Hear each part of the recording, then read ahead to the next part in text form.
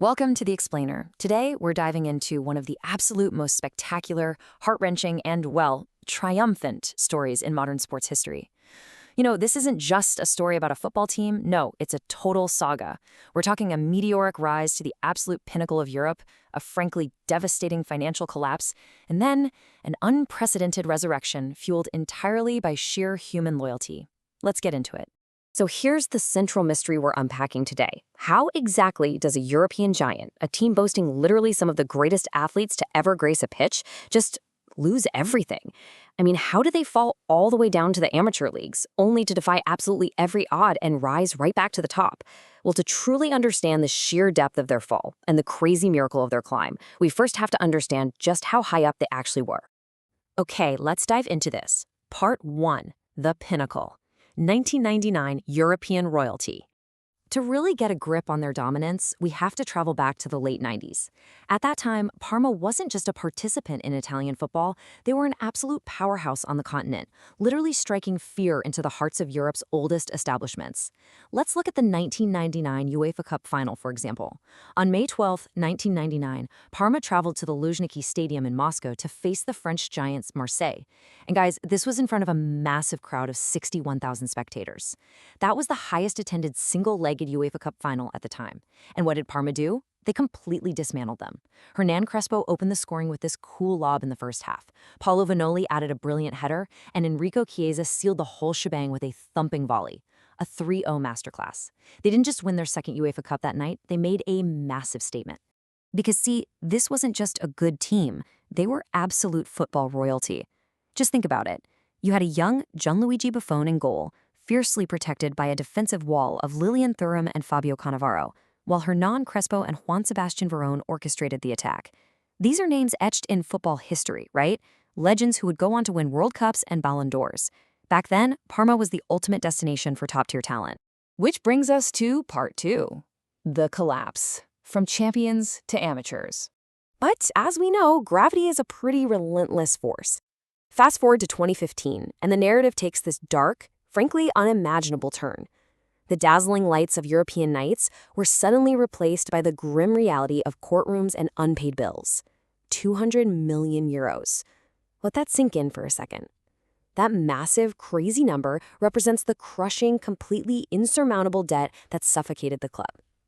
By March of 2015, all that financial mismanagement finally caught up with them, and the club was formally declared bankrupt. They couldn't pay their staff, they couldn't pay their players, and their storied legacy was, well, effectively erased overnight. And the consequences? Absolutely severe. Parma was completely expelled from Serie A. But here's the kicker. They weren't just dropped down a single division. No, they were forced to restart way down in Serie D. For those who might not know, Serie D is the top level of the Italian Non-Professional Football Association. We're talking the amateur leagues here. They were entirely stripped of their professional status, just gone. So the crucial point to take away here is this absolute whiplash-inducing contrast.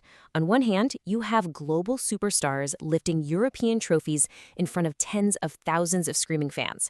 And on the other, a bankrupt, humiliated organization playing on ragged regional pitches against literal part-time athletes. Naturally, every single star player they had packed their bags and left. Well, almost every player. That introduces Part 3, the loyal captain, Alessandro Lucarelli. Enter the true emotional core of our explainer, a gritty, left-footed central defender who actually joined Parma back in 2008, and had earned the captain's armband by 2013. When the ship went down, Lucarelli looked around and decided he wasn't going anywhere. Now, I want you to really think about this for a second. Put yourself in his shoes. Would you stay at a bankrupt company, working for absolutely free out of pure loyalty to the badge and the community? In modern sports, where athletes are frequently moving for better contracts and higher prestige, Lucarelli's choice was honestly virtually unheard of. The extraordinary burden this guy took on was completely unmatched. He flat out refused transfers to top-flight Serie A clubs, including a very tempting offer from Napoli, by the way. He willingly forwent over €1 million in owed wages. And it gets crazier. When the club couldn't even afford basic necessities, he paid for club supplies, like water bottles and getting the kits washed, straight out of his own pocket. He even stood in bankruptcy court to represent the club, all while trying to motivate this makeshift squad of academy kids, navigating the brutal physical reality of amateur Serie D football. He was quite literally everything for this club. And that takes us to part 4, the impossible climb. 3 years, 3 promotions. With Lucarelli making a massive promise to the fans that he would personally see them back to the top flight, Parma began this impossible climb. It really set the stage for an athletic achievement that no one in Italy thought could actually be done. But they did it, step by step, hurdle by hurdle. Let's look at the timeline. In the 2015-2016 season, they conquered the amateur ranks, winning Serie D Group A to bounce straight up. The very next year, 2016-2017, they battled through a totally grueling Lega Pro playoff, winning the final 2-0 against Alessandria to reach Serie B. And then in the 2017-2018 season, they secured a super dramatic runners-up finish, which went direct promotion. That's 3 consecutive promotions, guys, completely unprecedented in Italian football history. And through all of it, through every muddy pitch, every brutal tackle in the lower leagues, and every unbelievably tense playoff game, Alessandro Lucarelli was the unwavering defensive anchor. He racked up 333 league matches during his decade-long tenure. That actually makes him the all-time appearance record holder for Parma. Finally, part 5, the legacy, a historic Serie A return. This brings us to the absolute climax of our incredible narrative. On May 18, 2018, Parma secured a 2-0 victory over Spezia on the final day of the Serie A B season. The miracle was officially complete.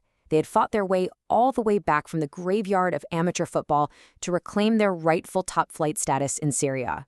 But here's the coolest part. Along the way, because he stayed through every single tier of the rebuild, Lucarelli achieved something truly mind-blowing. Listen to this. He is the only player in Italian football history to score a goal in all 4 professional divisions, Serie D, Lega Pro, Serie B, and Serie A, while wearing the exact same club's shirt. Isn't that wild?